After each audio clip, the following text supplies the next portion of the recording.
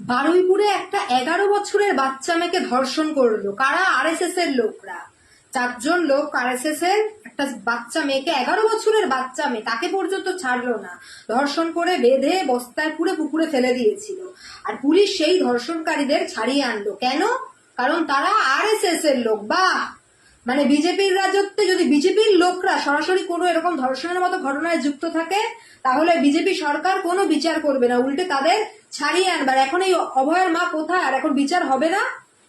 বিচার তো কোনো দেখছি না। এরকম একটা ঘটনা ঘটে গেল, মেয়েদের পোশাক আশাক এটা ওটা, মেয়েরা ওই করে সারাক্ষণ যারা কথা বলে, 11 বছরের বাচ্চা মেয়েটার কি দোষ ছিল? মানে এই বিজেপির আরএসএস এর লোকরা তাকেও ছাড়লো না। এখন কিন্তু আর কেউ বিচার চাওয়ার ক্ষমতা নেই, কারণ পুলিশ অ্যারেস্ট করে নেবে যদি রাস্তায় এরকম ধর্ণা দিতে বসে আরজি করের মতো।